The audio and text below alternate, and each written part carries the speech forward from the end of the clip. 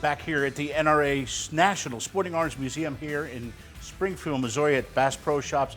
I'm here with Jim Supica, director of the NRA Museums, doing special Curators Corners here at this wonderful museum. So I'm getting hearing the theme in my head, the Olympic music starting to swell up when we start to talk about You this. are psychic. How did you figure I know. that out? How do I know? You know. Well, so what do we have here? It's a sporting arms museum, and you think hunting, which is of course is sporting arms, but target competition is too. And this rifle belonged to an Olympic silver medalist, Lanny Basham, who won the Olympic silver medal in small bore at Munich in 1972, and he was very disappointed in himself. He thought he could do better, and he wanted a gun with a stock that fit him right. He had very specific ideas about how it should fit. Right. Now, he was a member of the U.S. Army Marksmanship Unit, the AMU, which is the greatest shooters in the world. And not only was he a member, his dad had been a member, and eventually his son became a member. Only 3-generation AMU members ever. But he started making his own stock, and he got with the AMU armorers and said, here's what I want, here's what I want. They tried, didn't work. Tried again, he still didn't like it. Third time, didn't like it either, started making his own stock. He went through 8 attempts. He finally got a stock he liked. And he went to visit Anschutz, who were making all the championship rifles at the time, and to see if they would make a stock on his design for him to use. They weren't interested. So he went to visit Walther, sat down with Mr. Walther, showed him this. Mr. Walther brought in his engineers. Engineers hated it. They did not want to make it, but Walther was a little bit envious of all these Anschutz on the firing line, and he said, come back in the morning.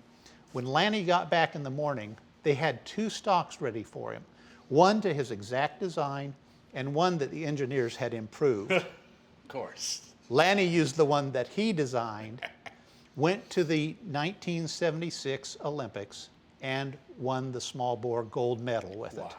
So it worked out for him. His teammates thought it was incredibly ugly. They called it the oar, but it worked. But it worked. Things he did. He changed the grip angle so that the wrist is straight. It's not bent when you're shooting. He dropped the butt plate. He offset his hand rest, which you can't see here. He lowered the barrel and raised the wood on the fore end, and the sight bases aren't on it, but he raised his sight bases. And that is the gun that he used to bring home the gold medal with. He holds 4 world's records, 3rd best American all-time in terms of medals in international competition.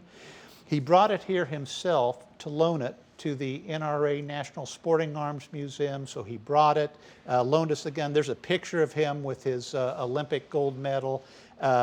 Quite a remarkable individual. He went on to become a motivational speaker. His talks about mental management. This is one of his books, With Winning in Mind. But a very remarkable individual. And his Walther was the only Walther on the firing line at the Olympics with a bunch of Anschutz. And guess which one won the gold? Yeah. He knew what he wanted. He knew what he needed. Very well thought out. Yeah. So tell folks a couple definitions. What is the definition of a sporting arm?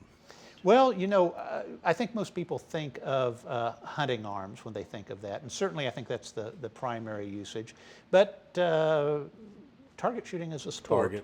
And it's very specialized, very dedicated shooters. A lot of recreational shooters shoot different types of target shooting too. There's some that become very popular over the past 30 years. But this very precise, very disciplined Olympic sport is a very elite sport, a very demanding sport. Well, it's an Olympic sport. Right.